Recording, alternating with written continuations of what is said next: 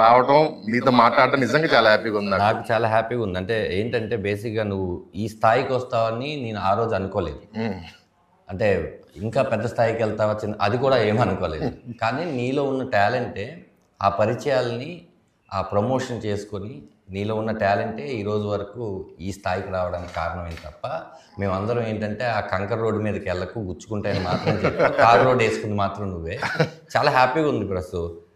ఎందుకంటే ఆ రోజే నీ టాలెంట్ నేను చూశాను. ఇంట్లో ఎలా చూశానంటే అప్పటికే నేను ముదురని నేను ఫీల్ అవుతున్న టైంలో నువ్వు వచ్చి అలా కాదన్నా అందులో ఉన్న ప్రాబ్లమ్స్ ఏంటో నువ్వు చెప్పావు.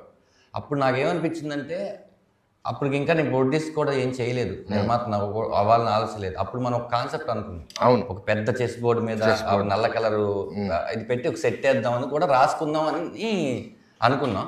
ఆ తర్వాత నువ్వు మెల్లిమెల్లిగా సినిమాల్లోకి వెళ్ళావు. కానీ ఎప్పుడు కూడా నీకు నాకు ఉన్న కామన్ ఫ్రెండ్స్ అడిగితే నీ పేరు చెప్పకుండా అయితే ప్రసన్న బెజవాడ వేరే టాపిక్ చెప్పడు అనే నాకు చెప్పారు. అది గుర్తుంచుకోవడం నాకు ముందు ఆనందంగా ఉంది. కొంతమంది అలా గుర్తుంచుకొని చెప్తూ ఉంటే చాలా హ్యాపీ. గుర్తుంచుకొని కాదండి, అసలు ఏం లేదు. నేను జీరో అంటే నాకు నిజంగా చెప్తాను, హైదరాబాద్లో నాకు ఒక్క మనిషి కూడా పరిచయం లేడు. సినిమా ఇండస్ట్రీ సంగతి పక్కన పెట్టండి.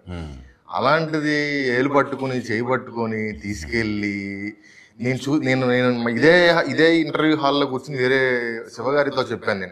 నేను ఇండస్ట్రీ మొత్తాన్ని ధనరాజ్ గారి కళ్ళతోనే చూశాను నేను అని చూసాను ఇంటర్వ్యూ. సో అది నాకు అదొకటి అడుగుదాం అనుకున్నాను. అసలు మీకు ఈ హెల్పింగ్ నేచర్ ఏంటి, అసలు ఏంటి వ్యాధి ఏంటి మీకు? నువ్వు ఒక ఫంక్షన్లో ఒక విషయం చెప్పావు. నా ప్రీవియస్ బుజ్జిలారా స్టేజ్ మీద ఒక విషయం చెప్పావు. అది ఎంతమంది నాకు ఫోన్ చేశారంటే ఆ సామాన్లు ఇంకా ప్రసన్న బెజవాడ దగ్గర నిజంగానే ఉన్నాయని విషయం, ఇచ్చానని విషయం, ఉన్నాయని విషయం నువ్వు చెప్పాక తెలిసింది. నేను ఇచ్చిన విషయం నేనే మర్చిపోయాను. అంటే అది సహాయం చేయాలని చేయలేదు, నా దగ్గర ఉంది కాబట్టి, నీ దగ్గర ఆ టైంలో లేదు కాబట్టి చేసింది సహాయం అని పెద్ద పేరు పెట్టేశాం కదా మనం. బట్ మనుషులు నచ్చాలిగా. అదే ముందు ఆ వ్యక్తి ఎదుగుతాడని ఒక నమ్మకం ఉన్నప్పుడే మనం ఇప్పుడు ఈ సినిమా నేను బాగా డైరెక్షన్ చేయగలను, బాగా నటించగలను అన్నప్పుడు నా మీద డబ్బులు ఈయన ఖర్చు పెట్టాడు. లేకపోతే ఏదో సినిమా ఖర్చు పెట్టారు. అలాగే ప్రతిదానికి ఒక ఇన్సిడెంటే. నేను మీ నాన్నగారు వచ్చినప్పుడు అంటే నువ్వు బాగా చదువుకున్నావు, నీ చదువుకి ఖచ్చితంగా ఒక ₹1,00,000 శాలరీ సంపాదించుకుంటావు అప్పట్లోనే. అలాంటి టైంలో మీ నాన్నగారు వచ్చి నన్ను అన్నారు, ఓ మాట అన్నారు. ఆయన ఏంటంటే తండ్రి స్థానంలో ఉంది అన్నారు. మా సినిమా కూడా తండ్రి కొడుకు సినిమా కాబట్టి ఆ తండ్రి గురించి చెప్తున్నాను. మా వాడు ఏం చదివాడో తెలుసా అంటే తెలియదండి అంటే అదేదో చెప్పాడు, అది కూడా తెలియదండి. జీవితం నాశనం అయిపోతుంది, ఇట్లా సినిమా అని తిరుగుతున్నారు, వీరి తర్వాత తమ్ముడు ఉన్నాడు, ఇవన్నీ చెప్పారు.